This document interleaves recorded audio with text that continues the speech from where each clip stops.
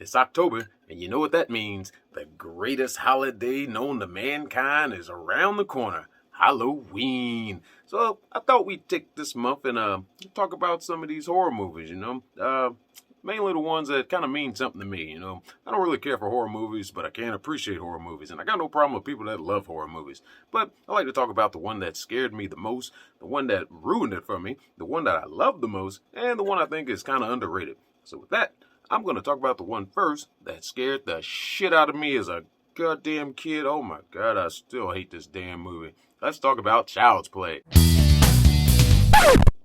Whoa, whoa, whoa, whoa, whoa. Not that fucking abomination, the good one, damn it. Alright, let's jump right into this while I got these cheap-ass Halloween decorations up. Hey, I tried, alright? I'm broke. Leave me alone. Brought to us in 1988 by the great Tom Holland. No, not this fucking child. This grown-ass man. Absolute child. We get the story of a sadistic little doll. We start the movie with action right offhand, seeing Charles Lee Ray, who is aka Chucky, running from the police. What did he do? Not quite sure. Movie doesn't bother to tell us. But we get the tagline that he is the strangler, so I guess he strangled somebody. But he's running from Detective Norris, who's hot on his trail. They have a gunfight. Charles gets injured and takes the only refuge he can find, into a toy store. Now, why is he running into this toy store? You might ask. Probably because his chicken shit getaway driver, Eddie Caputo, decided to chicken shit the fuck out and leave my man hanging. Yo, fuck you, Eddie. Now, this shot I've always loved because it's showing Charles hiding behind the Chucky doll himself. A nice little moment of foreshadowing.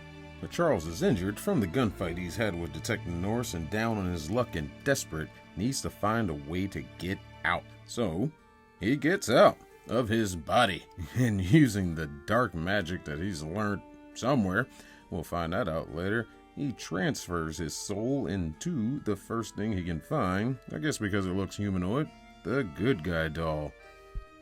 Flash forward and we get our dumbass for the evening, Andy. Yeah, granted he's 6. He's about the same age I was when I saw this movie and was terrified to shit for it. But either way, he's watching his favorite program. It's his birthday morning, and on his favorite programming, The Good Guys, he sees a product placement, also our first little dose of nightmare fuel for this movie, about a new doll coming out for his favorite product.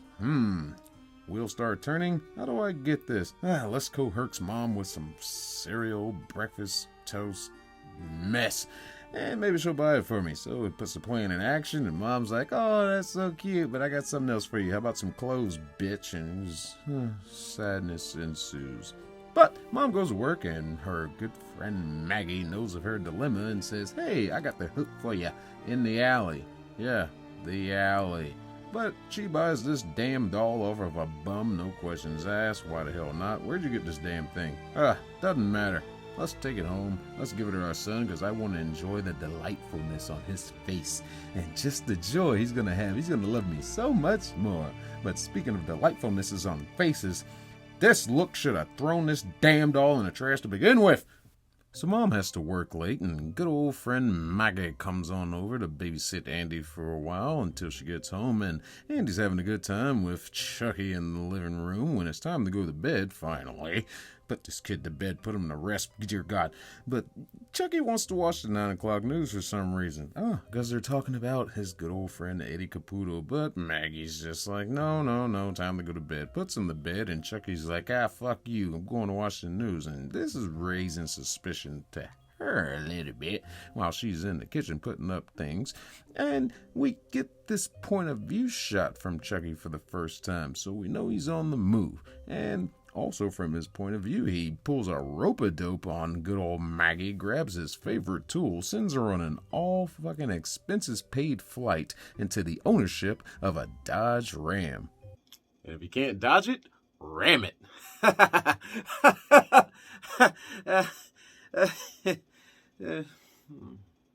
So mom gets home just to find the police are everywhere and even just chilling around, but she meets up with Detective Norris, wondering about the state of her poor son Andy, and he's fine.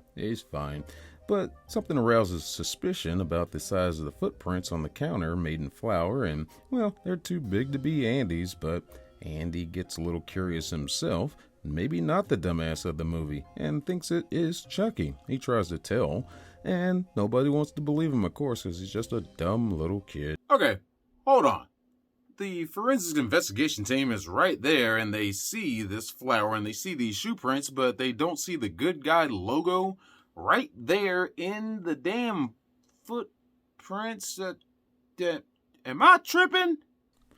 The next day, we get to see Andy heading off to school, and, of course, he leaves because, well, he's having this conversation with his doll that he doesn't seem to find weird. Of course, this kid has no friends, but hops on the subway. Where'd he get the money? And why is nobody questioning this kid being out of school? Either way, Chucky takes him off to a place to, well, he doesn't know, but sets him down because he needs to take a tinkle break.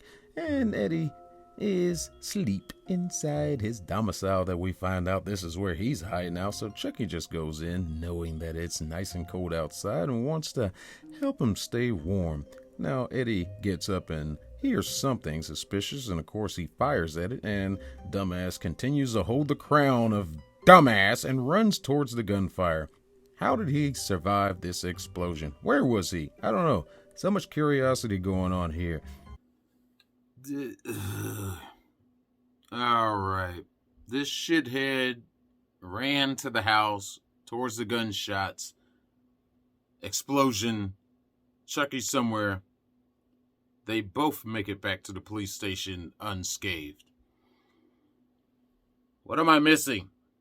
Mom apparently gets a call from Norris about that he was skipping school and with this doll, and Mom has had enough, and, well, so have the police, and a doctor, more like a televangelist, look at him, wants to have a little time with Andy one-on-one. So Mom returns home with the abomination that should be in the dumpster by now, but she's more curious about, well, this thing's talking to my son, maybe he'll talk to me, and of course not, he doesn't. Well, let's go check out the first thing you probably should have did buying an electronic device like this. Let's see if that, oh, that could be a problem. Well, let's check a little further, and how about that? And Chucky turns around to say hello, and he fucks off.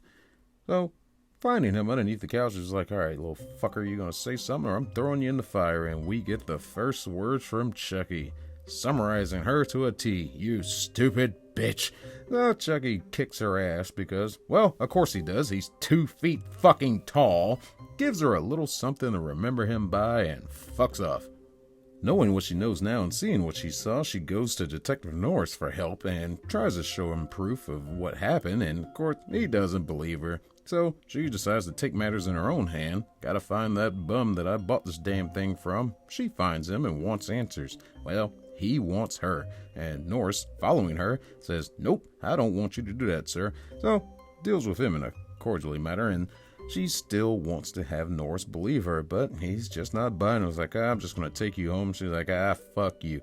So Norris goes to get some paperwork on Charles Lee Ray. He's like, what's really going on here? And, oh, look, Chucky's there to say hello to him, too. So now the circle is complete. He's met all our main players. And what Chucky really exposes is the negligence in the police force that, they can't drive either. I guess it is kind of hard to drive when you're being strangled by cables, but sure. They flip the car over, and Chucky plays his little cat and mouse games with our Detective Norris. And so interesting, it's hilarious. And Norris gets a shot off on Chucky, and Chucky fucks off. Meanwhile, based off information she got from Norris, Mom goes to check out the last place Chucky was known to stay at, and she gets to see all the beautiful sick shit he was into. And of course, like a true stalker, he's there to meet her, and lets her know about the Dr. Death character, who is an associate of Chucky's. And at that same time, conveniently, Chucky goes to pay his good old friend Dr. Death a visit. Wondering why the hell he can't get out of this body, he's like, well, the more you stay in it, the more human you become. Yeah, I guess that makes sense, seeing as the doll doesn't have internal organs. What the fuck ever. So Chucky deals with him. Mom and Norris show up just in time to have Dr. Death on his deathbed. Haha, no pun intended. But he tells him the secret, you gotta shoot him in the heart. We join back on Andy, wrongfully incarcerated, and he sees that Chucky is coming after him. He tries to tell the doctor, and the doctor doesn't want to hear it. Of course not, he thinks he's crazy, but Chucky is right out on that trail. At the same time, of course, Mom and Norris show up, and Mom takes a second to maybe consider another child, but Norris talks her out of it. Chucky goes in for the kill, but Andy somehow slips away and makes his way back home. Thinking he's safe, Andy locks the door and tries to put himself away in isolation, but little does he know Chucky is coming down the chimney like Santa Claus, ready to deliver that good old Yuletide joy of murder. He gets the best of him and prepares to start the process of transferring his soul over into his body. And of course, lo and behold, Mom and Norris show up just in time. Catch him in the process, stop the process. Battle ensues, rope-a-dopes here, there, in the bathroom, everywhere, bedroom, we get there, and of course Norris gets taken out. You know why? Because it's a 2-foot fucking doll. So Mom steps up to the plate and puts Chucky into the place she started to put him in to begin with, right in that fire and burn your ass right to hell. But Jesus Christ, this fucking doll is like a damn Terminator. Holy shit. No fucking pursuit to be ending at all for this little fucker. And lo and behold, our new hero shows up. Whatever his name is. He's Norris's partner. He's there for some reason and encounters this madness that has been going on. So now he's a believer and gets back to Norris when he's back and coherent. Shoots Chucky in the heart, we're guessing. But is it really over? Is it ever really over? And we end with the beautiful shot of Andy looking back at the only friend he's ever known. Which is kind of sad in a way, but fuck it. Good movie. As much as this movie made me fucking scared and terrified as fucking shit as a kid, that was a special place in my heart. And the sequel, it wasn't too damn bad. But then they went a little too far with part 3. And then we got this shit.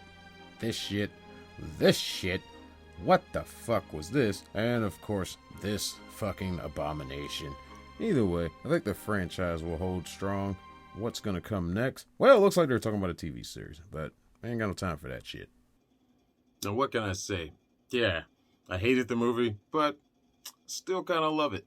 In the same aspect, because it can respect the damn movie. It didn't respect me for one damn second when I was hiding behind the couch as a little child, looking at my Teddy Ruxpin goddamn crooked every time I looked at his ass, checking the batteries relentlessly. But I have Tom Holland to thank for that. Thank you, sir. And Brad Dourif for voicing Chucky. So fuck both of y'all, man, for fucking up my damn childhood.